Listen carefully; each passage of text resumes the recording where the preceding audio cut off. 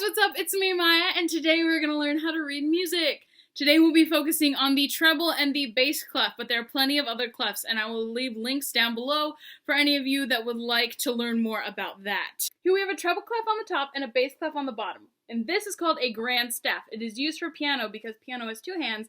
The left hand is the bass clef and the right hand is the treble clef. Starting at the bottom of the staff, each line is its own note, and each space is its own note. That goes for treble and bass clef.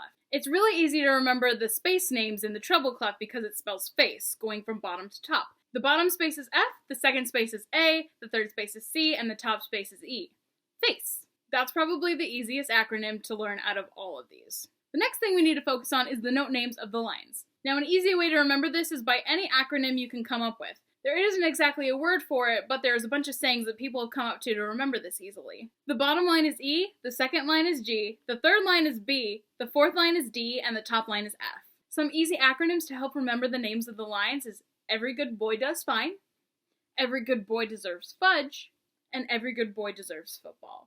Now the bass clef is a little bit harder to remember for some people, so don't worry if you can't get it the first time, just keep on practicing and I promise you'll get it.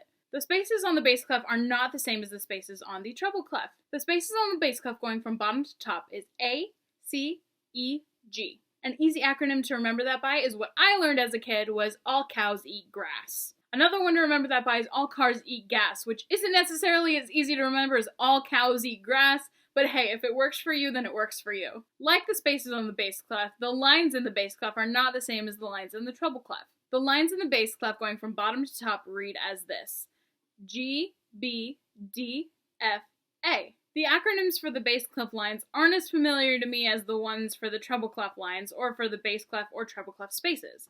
One of the acronyms that I found was Great Big Donuts for All. Another one that I found is Granny's Bloomers Don't Fall Apart. Whichever one helps you, take it and run with it because I promise that'll help you in years to come.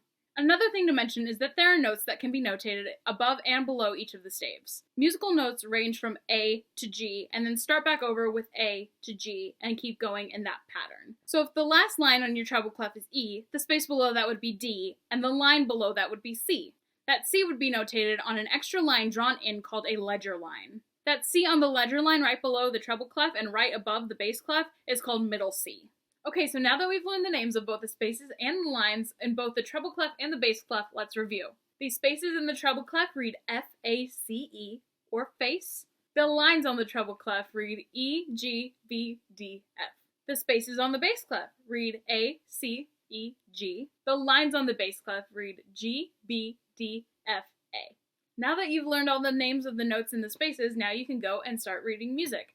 Start off really easy by reading some really simple melodies, either only in the treble clef or only in the bass clef. That'll help you immensely as you start to build your own repertoire.